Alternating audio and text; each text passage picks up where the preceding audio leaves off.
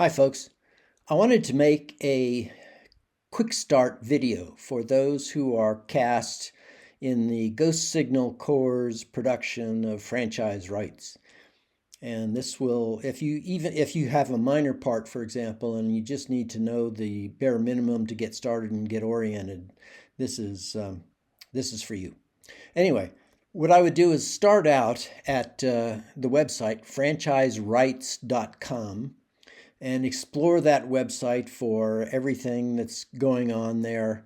That will give you a really good orientation to the project and understand that the project is really being organized and managed through a Discord server.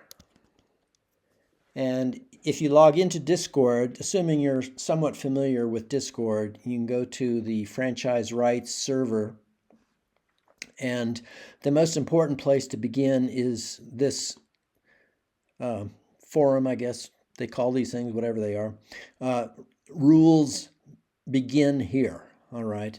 And here it's got some messages which include some important links for you to investigate.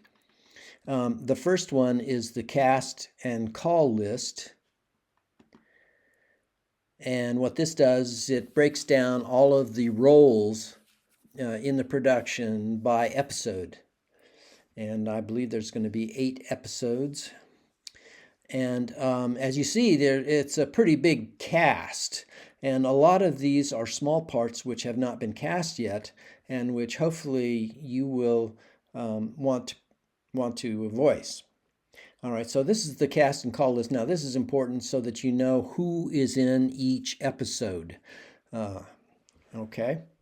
Now going back to the Discord server and scrolling down here a little bit, the availability survey is very important for you to know about, because if you're cast in a particular role,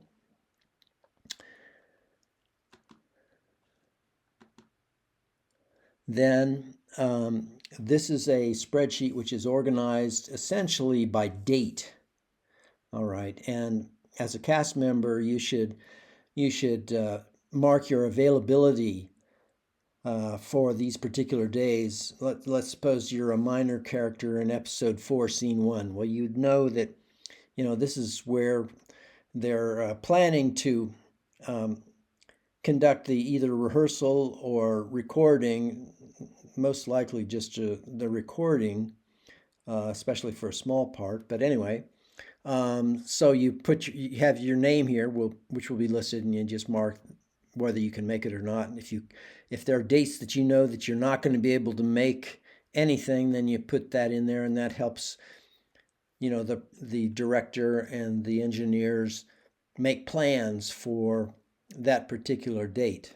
So the availability survey is a good thing to know about.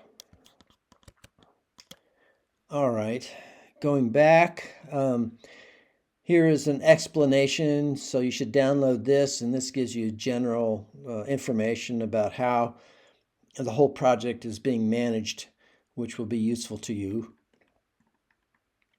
And then the casting sheet is a good thing to look at. And this tells you basically all of the roles here. And there are lots of roles that are still open. And so hopefully you can sign up to voice one or more of these parts. And I think that the effort actually is really the thing that's most worthwhile about it is if you've got a very small character role. I mean, this is unpaid for one thing, so it's a volunteer effort. And if there are any proceeds from it, they're going to a worthwhile charity, which you can investigate. But in any case, to me, I also have a small role in this, but it's really what's worth the price of admission here is learning how this large cast production is being managed and how it's actually being recorded. And let me talk about that for a minute here, because on the day that you're called to record, you come up here to the events section, and for example here, let's just take this one. Episode 3, Scene 2, scheduled for Sunday, April 6th, 12:30 p.m. Eastern Time. These are the people that need to be there for this particular session. And what's most important here is that near the time, close to 12:30 p.m., there will appear here a link to the Zencastr server. And Zencastr is the way that the production is being actually recorded.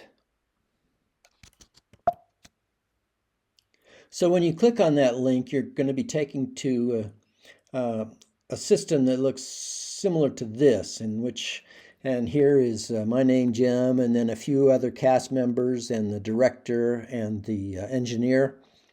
And this is just a recording that I made, so let me just play a quick sample of what's going on here.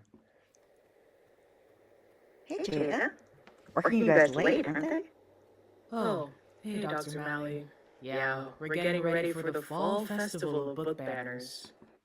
Yes, so basically that's it. And then what's really neat about this particular software is that everyone is in there recording, but their actual recordings are being stored in wave format on their computers. And then at the end of the session, before everybody logs off, the engineer stops the recording, and immediately all of the wave files from all of the various participants are then uploaded to the main server where, the engineer can edit it and get it ready for final production with music and sound effects and all of that good stuff. So, as I said, for me, it really it's just kind of interesting being involved in this whole process to see how a large cast audio drama is actually managed and produced. So anyway, I think that's the bare minimum information to get you oriented, and hope you'll come on board. It's been a lot of fun.